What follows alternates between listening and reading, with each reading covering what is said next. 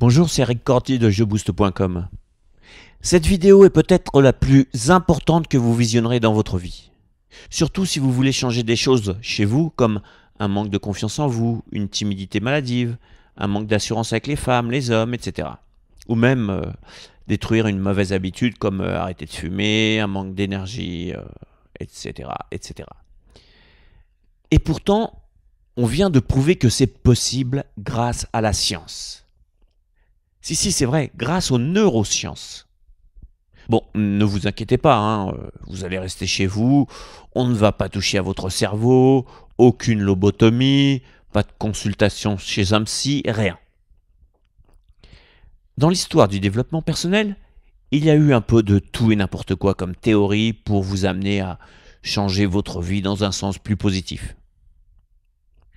À la réponse, s'il existe une méthode pour modifier certaines caractéristiques de votre personnalité, la réponse est oui. Et cela a été prouvé scientifiquement.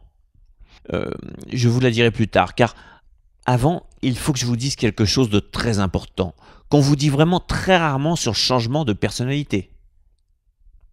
De nos jours, tout le monde est d'accord, que ce soit la science, la psychologie, que vous naissez avec des prédispositions, donc avec une personnalité définie. C'est pour cette raison que certaines personnes sont plus fortes dans un domaine particulier. Votre caractère, votre physique, vos tendances innées participent donc à votre destin. Je vais vous donner un exemple. On sait que les acteurs sont des personnes très sensibles et que plus on est sensible, plus on est capable de se mettre dans la peau de quelqu'un. C'est d'ailleurs pour cette raison que beaucoup d'acteurs aiment souligner leur timidité, comme Louis de Funès par exemple. Alors maintenant, je vous demande d'imaginer si Louis de Funès avait appliqué une méthode formidable pour vaincre sa timidité et devenir moins sensible. Peut-être qu'il n'aurait pas été du tout acteur. Voyez-vous où je veux en venir? En changeant ou en modifiant un point de votre personnalité, vous pouvez modifier votre chemin de vie, mais pas forcément dans un sens plus positif. Vous savez, c'est un peu comme les vases communicants. Vous videz d'un côté, mais c'est l'autre côté qui se remplit. Pour le caractère, c'est pareil. Lorsque vous développez une partie qui est éteinte chez vous, vous touchez obligatoirement à un autre élément de votre personnalité. C'est ce qui est nommé par les militaires les dommages collatéraux. On imagine par exemple un homme qui a tellement développé sa confiance en lui, devenant ainsi trop franc avec ses amis et qui avec le temps les perd tous. Donc en fait, développer un côté de votre caractère trop faible par exemple, pas de problème, mais seulement s'il vous fait souffrir. Car beaucoup de gens font de leur faiblesse une grande force pour produire quelque chose. Donc la prudence s'impose tout de même. Interrogez-vous avant de vouloir changer. Pourquoi la nature vous a fait ainsi? Est-ce parce que cela vous permet d'être doué dans un domaine particulier?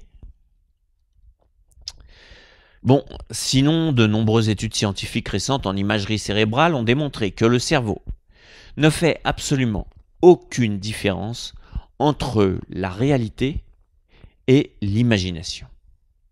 Et même au niveau auditif.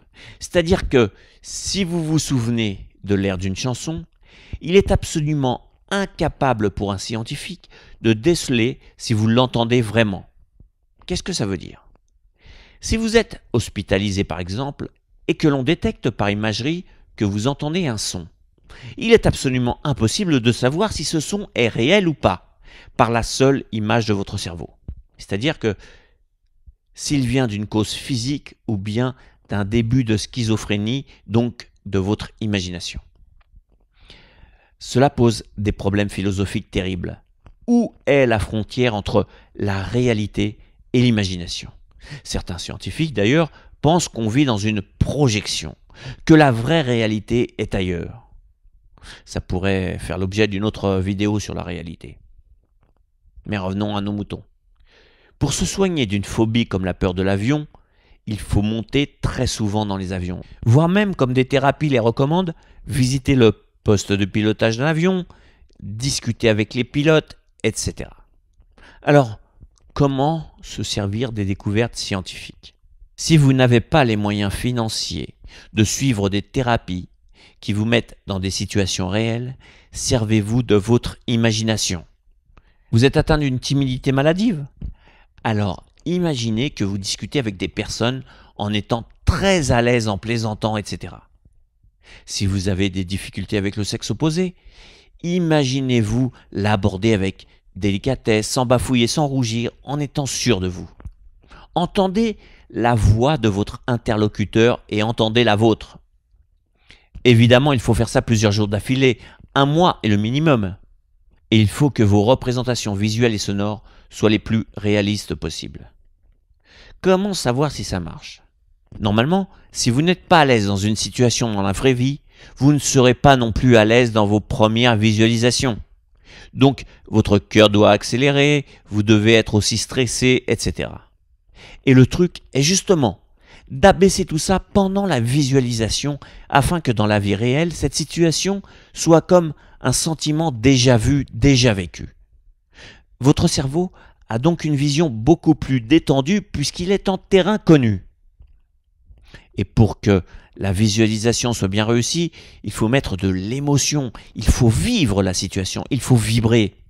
C'est toute la différence entre celui qui visualise vaguement, c'est lointain, c'est trouble, ou bien celui qui se matraque de suggestions sans trop y croire d'une façon mécanique.